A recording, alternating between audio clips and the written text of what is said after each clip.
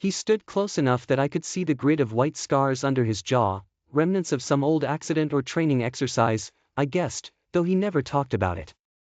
His breath came slow, relaxed, as if we were just two old friends at a bar instead of alone in the first-floor corridor, where the fluorescents flickered and the air always smelled faintly of detergent and burnt coffee. He leaned in. "You don't want to go down this road, Ben," he said, the words low and smooth. "I promise you, it won't end well. Not for you. Not for your family, either."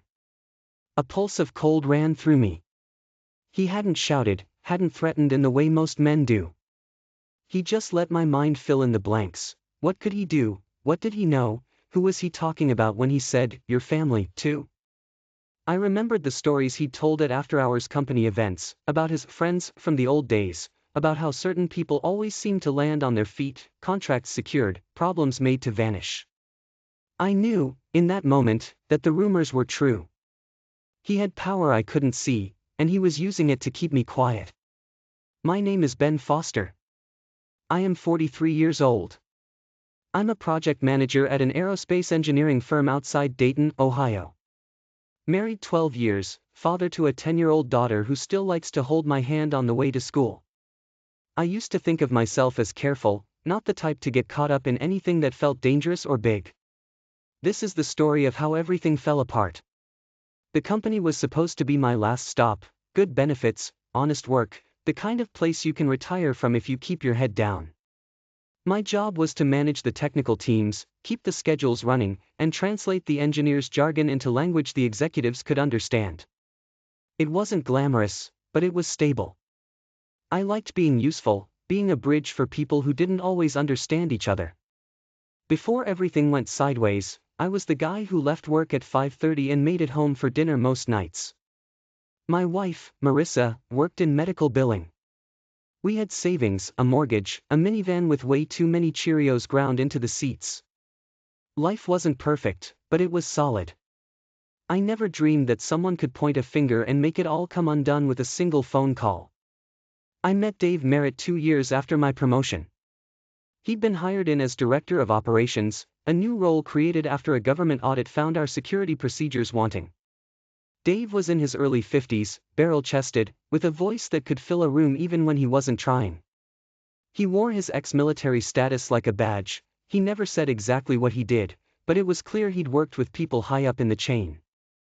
Some of the older engineers whispered about his time at Raytheon, others said he'd done contract work for agencies that didn't have names on their letterheads. He was friendly, at first. We'd talk during late-night project pushes, sharing takeout food in the break room. He had a way of making you feel seen, like you mattered. I'd been around people like him before, people who'd served, but Dave was different. He never got flustered, never lost his temper, and when he asked about your family, he'd remember every detail the next time he saw you. I started noticing things about the way he operated. Certain vendors were fast-tracked through procurement, even when their bids were higher. Project managers who disagreed with him found themselves reassigned or suddenly under review. There was a rotation of security contractors, guys with cropped hair, no-nonsense walks, and the kind of manners that made you certain they carried the same energy off-duty. Nobody questioned these changes out loud, at least not where Dave could hear. I cared about the company. I didn't want to believe anything bad was happening, but it felt like the rules were shifting. I tried to keep my head down, focus on my team, and ignore the voices in my head that said something wasn't right. It's a kind of self-protection, I guess, the belief that if you don't look too closely, nothing will reach you. But then came the Lockhart contract. It was supposed to be a routine bid, new avionics modules for a military drone project.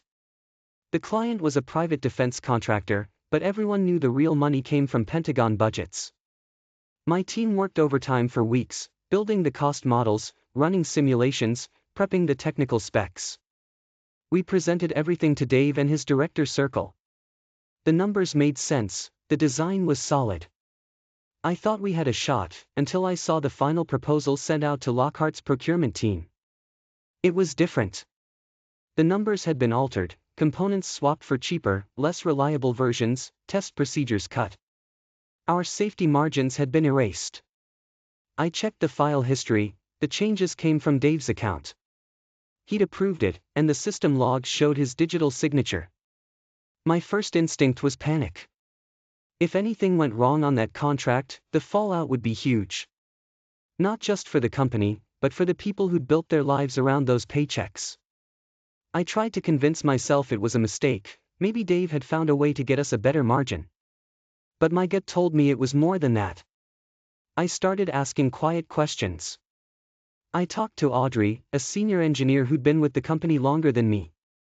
She'd seen her share of cost-cutting, but nothing this risky. It's not just this contract, she whispered over lunch in the parking lot. This has been happening for months.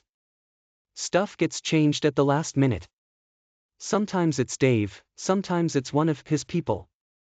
I've tried raising it, but it always gets buried. I didn't know what to do. I felt responsible for my team, but powerless. I didn't want to be the guy who made accusations without proof. I went home that night and stared at the ceiling while Marissa slept, trying to convince myself that whatever was happening, it would sort itself out. The final straw came a week later. I was prepping slides for a quarterly review when I got an email, anonymous, no subject line, one attachment. The file was a scanned purchase order for high-grade avionics components, billed to a shell company with an overseas address. The signature at the bottom was Dave's. The date matched the day the Lockhart contract was approved. I printed it out and took it home, hiding it in a folder under the stacks of PDA forms and tax documents in my desk drawer. I didn't know who to trust anymore. I didn't know if I could trust myself. The next morning, I went in early, before the office filled with voices and the hum of machines. I found Dave in his glass-walled office, reading something on his phone. He looked up, eyebrow raised. "Ben," he said. "Early bird gets the worm, huh?" I tried to keep my voice steady. "I need to talk to you about the Lockhart contract."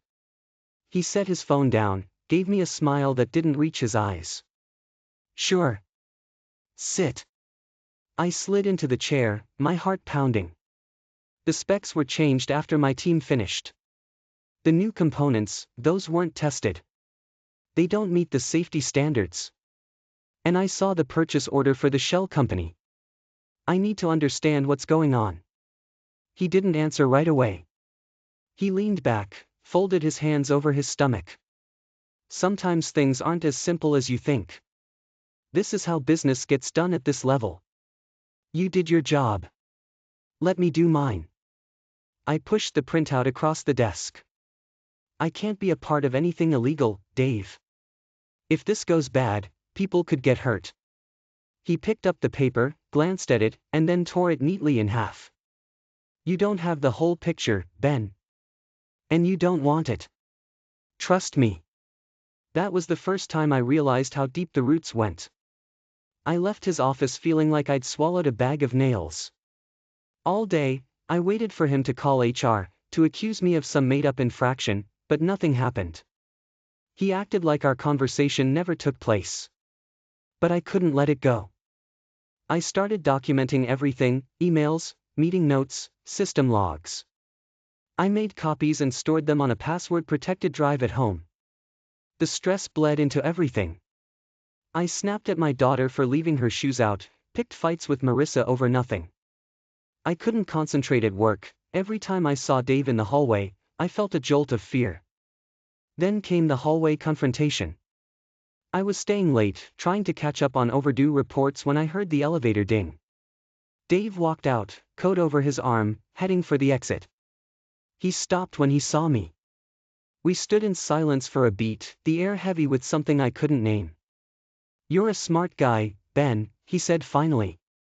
"But you're poking around in things that don't concern you. You've got a nice life.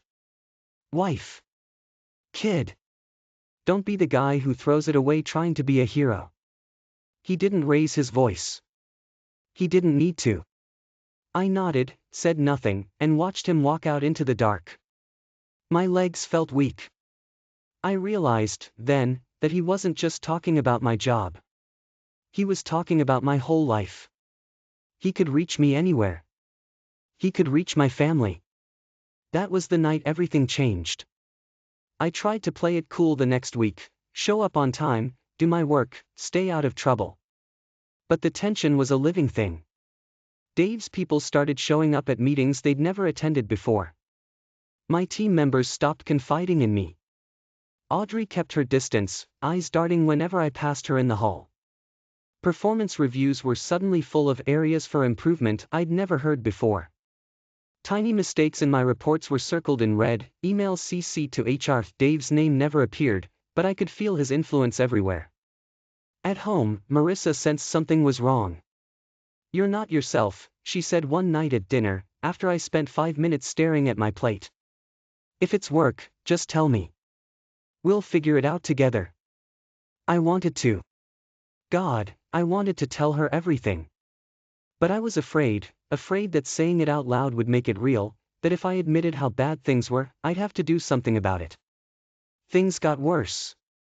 My company laptop was replaced for security reasons. I lost administrative privileges on our shared directories. When I tried to access old project files, they were gone, scrubbed, or moved somewhere I couldn't find. One afternoon, I came home to find my daughter's school had been called. The office said someone claiming to be her uncle had tried to pick her up early. The receptionist smelled something off and refused, but the message landed like a punch to my gut. I sat at the dining table for an hour, hands shaking, staring at the wall. I filed a police report, but they shrugged. There was nothing to go on, and no crime had actually been committed. When I mentioned the man's name, the officer's face closed off.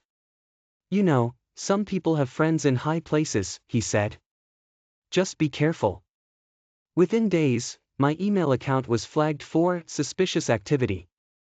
I was called into a meeting with HR and told there were concerns about my judgment. The head of HR, a woman I'd worked alongside for years, wouldn't meet my eyes. I started sleeping on the couch, the glow of my phone screen the only comfort in the dark. I knew I couldn't keep living like this, but I didn't see a way out. Every time I thought about pushing back, I remembered Dave's words, "Not for you. Not for your family, either."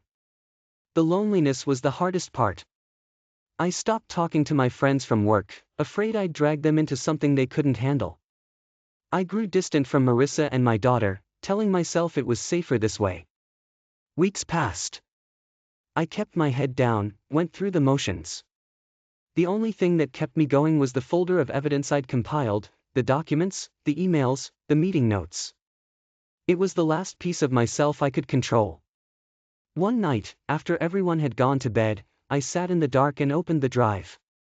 I reread everything, every thread, every warning sign I'd ignored, every time I should have spoken up and didn't. My hands shook as I scrolled, but I kept going. That's when I noticed something I'd missed before, a forwarded email chain from one of Dave's trusted vendors, accidentally copied to my old address before my account was disabled. It included a contract summary and a list of preferred contacts for escalation.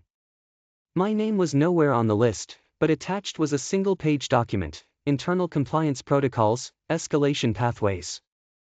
I read it twice before I understood what it meant. The document outlined steps for bypassing standard company compliance checks, steps that relied on specific signatures, including Dave's and 2 other executives I'd never met in person. The last line was a legal disclaimer: for inquiries, contact Major Reynolds, U.S. Army, RET, Security Liaison. A name. A connection. Proof that Dave wasn't acting alone, and that he was leveraging contacts far above my pay grade. I stared at the screen, a tightness growing in my chest. This wasn't just about my company. This was about a network, old military contracts, shadow deals, favors owed and called in. I knew what I had to do. It started with a decision: I wasn't going to let fear keep me silent. I exported everything I had, encrypting it and sending copies to a private email account I'd created months earlier, just in case. Then I started researching, quietly, carefully, until I found a name that kept popping up on defense watchdog sites: Julia Tran, an independent investigative reporter who'd broken several stories about military contracting abuses. I sent her an anonymous tip, attaching redacted versions of the key documents. Within hours, she replied, "Need to talk. Can you meet in person? You're not alone."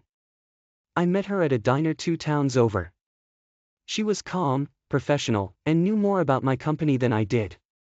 I told her everything, what I'd seen, what I suspected, how I'd been threatened. She listened, asked questions, and then said something that made my blood run cold. You're not the first person to bring me concerns about Dave Merritt. The difference is, you have the paper trail. Over the next week, we worked together to organize my evidence.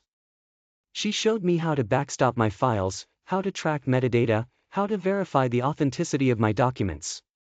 The more we dug, the more connections we found, to other companies, other contracts, other men like Dave who had left fingerprints in the same places.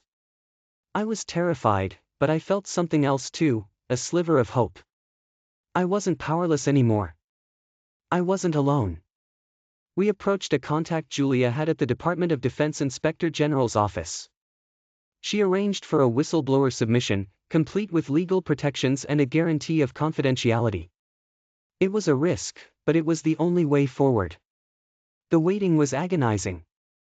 I went to work every day like nothing had changed, but inside I was wound tight as piano wire. Dave was less visible, his meetings moved behind closed doors.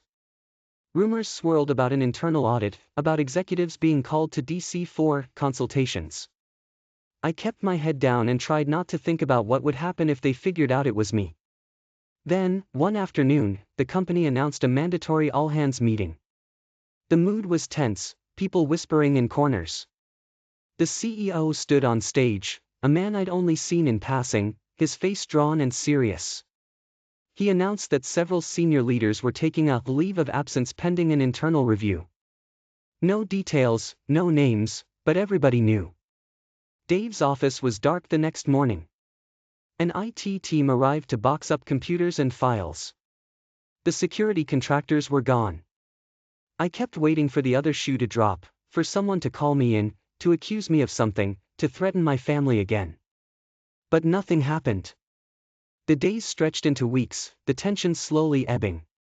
My performance reviews returned to normal, my access was quietly restored. Audrey started talking to me again. A month later, Julia's story broke, front page of a national paper, detailing the years-long pattern of fraud, the shell companies, the network of ex-military officers trading on their old connections. Names were named. Charges were recommended. The company issued a statement promising cooperation with authorities. I read the article alone in my car, hands shaking. The relief was overwhelming, but so was the emptiness. I'd won, in a sense, but the cost was high. I told Marissa everything that night. She listened, eyes wide, and when I finished, she pulled me into a hug. "Why didn't you tell me?" she whispered. "You don't have to carry this alone." I didn't have a good answer. I just held her and let the exhaustion roll through me. Things aren't perfect now. The company survived, but the old sense of safety is gone.